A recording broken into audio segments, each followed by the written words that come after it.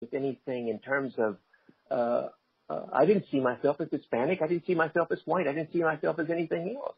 I mean, if anything else, I saw myself as a New York Yankee fan. I was always saying to my parents, why don't we live in New York, How did we'd be that so much come closer to to be, Tony? The What's New that? York Yankees and this Texas kid growing up.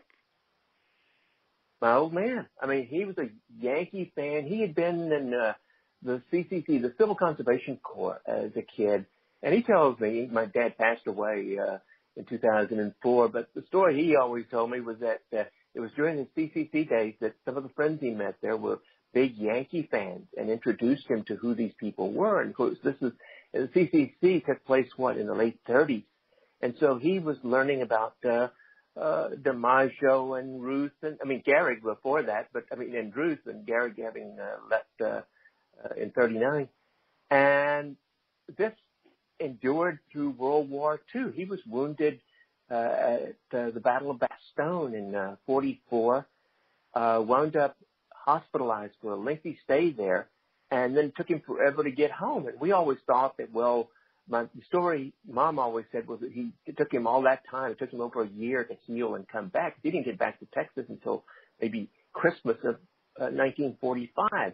Well, it turns out he arrived in from overseas the first week of September in New York, and instead of going home, he stayed around with some of his buddies, went to see the Yankees as often as he could, took in New York and had about a month, maybe 2 months of New York life, and spent all the money he had from his separation pay, and then caught a bus to Texas and came home. And so he came home. Among the things he had was this huge life-size, bigger than life-size poster of Joe DiMaggio that used to hang in my bedroom, much to my mom's chagrin, because and my mom one time, a priest came, a parish priest came to have dinner, and my mom was telling him, that he should say something to me because go look at his room. In my room, I had this huge poster of DiMaggio and a huge poster of Mickey Mantle, and the crucifix, that all good Roman Catholic kids are supposed to have was like maybe all of 10 inches high and off to one side. And he came back and in Spanish explained to my mom that there was nothing wrong with that. It was just my three heroes, as he put it, each with their own distinctive piece of wood. And my mom never said anything about it again. And I thought, this is incredible, and of course she didn't know that Padre Antonio, who was the priest that came to dinner that night, coached the CYO baseball team from our parish. So he was a baseball fan. He loved it. So Tony, it occurs to me that Ted Williams was partially Hispanic. Did you know that? He was. I haven't learned. I learned that just a few years ago. And I don't know what to make of some of that. I grew up. I'm as proud of my ethnic heritage as anybody can be, and I still speak Spanish fluently. I reported on my first book was a history for E.P. Dutton. It was a history of Cesar Chavez and the Hispanic civil rights movement of the 60s and into the 70s. I take great pride in that particular part of my who I am and my heritage. But at the same time, I don't carry it on my sleeves. I remember after 78 or so, the two Reggie Jackson back-to-back World Championship teams, I had somebody saying, I was writing a column at that time for the Los Angeles Herald-Examiner, and I had 2 or 3 people call and say, why don't you do a column on Reggie and how Reggie is Hispanic? And I'm like, Reggie Hispanic? Well, yeah, his middle name is Martinez. Well, it turned out that it was. Huh? Martinez. But Martinez. But I thought, if I'm gonna take time for Reggie Jackson, I'm not gonna go into his ethnic thing. I want to talk to Reggie about what it was like to hit those 3 home runs. What was it? There were so many other things I would rather talk to Reggie about than whether he is or isn't Hispanic. But it's something that really hangs with a lot of people. Ted Williams, he never spoke much about it. And of course, that was a period of time when, people changed their names. And we had neighbors who were Hispanic. One family was called Puente. If you translate Puente from Spanish to English, it's bridge. So they changed their name legally to the Bridges. Helen Puente became Helen, my neighbor kid became Helen Bridges. We had others who were, another family was Caramillo, and they changed it to Miller. We had, I knew kids who weren't allowed. I would go out and play baseball in the middle of the day, 105 degrees, and my mom wanted me to come in, and my nickname then was Lagartijo, which is Spanish for lizard. She said, only the lizards are out at this time, and you're going to get black, and they're going to mistake you for, an African American, although those weren't her words. And, we had people who didn't want to stay out because they didn't want to be dark. I didn't care whether I was dark or not dark. And, race to me was something I didn't have any problems with it until I was an adult in terms of somebody discriminating against me for being Hispanic or feeling like I wasn't, equal to them. Right. So, the thing I'm about Jewish. Hispanic, My family changed their name from Tikachinsky to Tycho. How did that happen? Well, Tycho, they just cut off the Chinsky part of it. And I was in kindergarten when my father did that. He could have chosen a different name, but it's interesting, and people remember it for one reason or another. Well, my wife is Italian, and she, her great-grandfather or great-great-grandfather had come over in the turn of the century into the 20th century, and he could get a job. His last name was Marjolino, and he wound up changing it to LaSalle, and suddenly he was able to get a job there in New York. So I understand that. What a crazy world it's always been. But as an Hispanic American, how are you affected mentally by what Trump is trying to do to the world? Not just Hispanics, not just Jews. He hates everybody, and that he gets anybody to vote for him, let alone 48% of the populace, scares me a little bit about humanity. Does it you? It doesn't scare me about humanity because I think it's always been there. I think it disappoints me. Trump disappoints me, but it doesn't overpower me or disappoint me about America. I think America will, get past this period, whether it's in 3 more years or whether it's 4 years beyond that.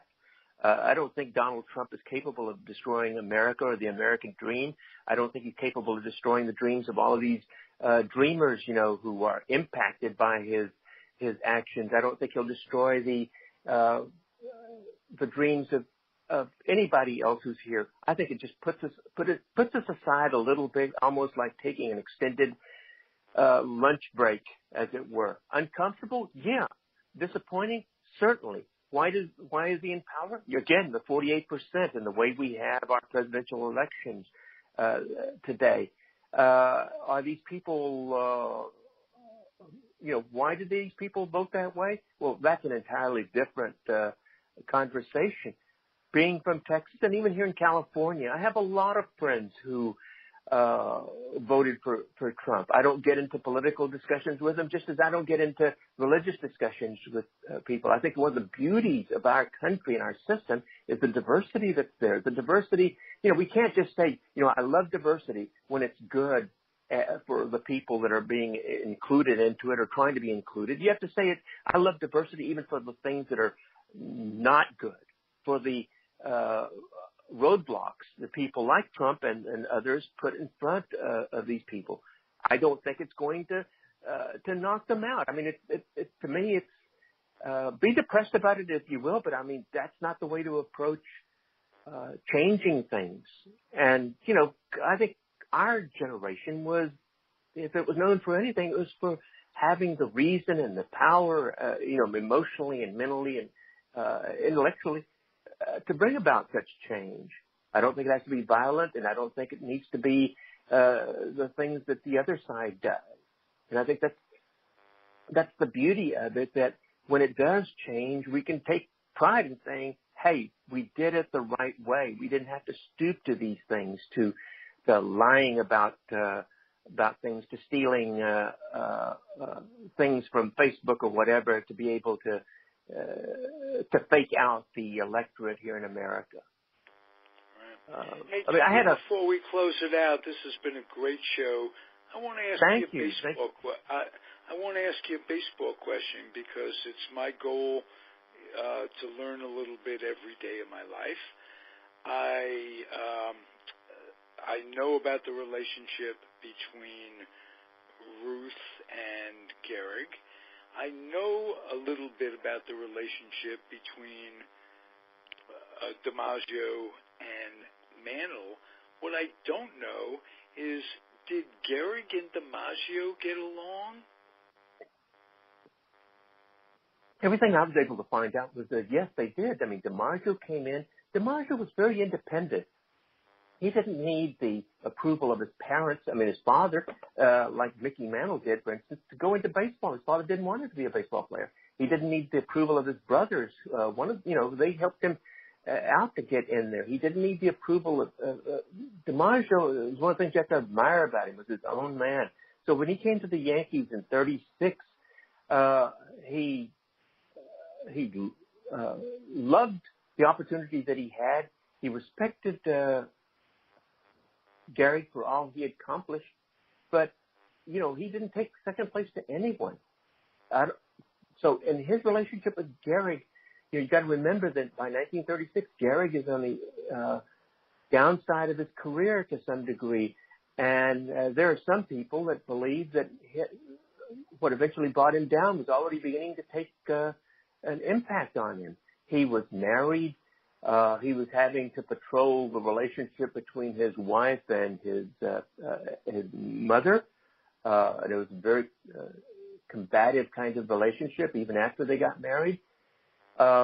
He wanted more money, but he wasn't. Even after he passed away. Even after he passed away, they fought.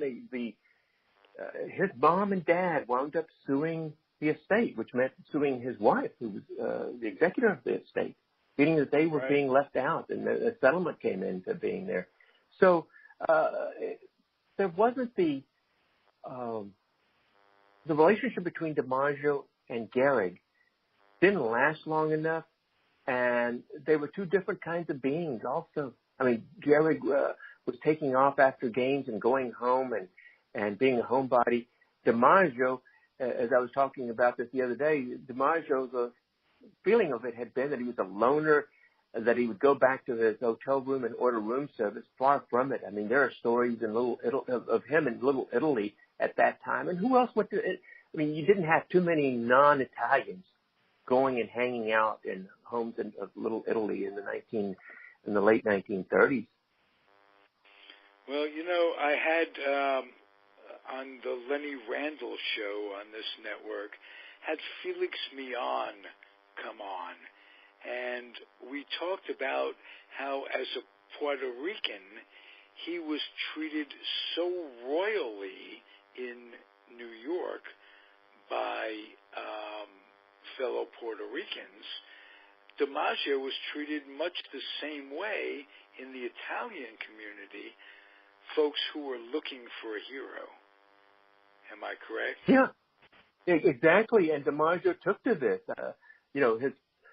His first wife wound up he bought her a 4.5 carat engagement ring, which he didn't actually buy. There was this mob guy that wound up getting it for him. I think we talked about this the other day, or maybe we talked about it a while back, that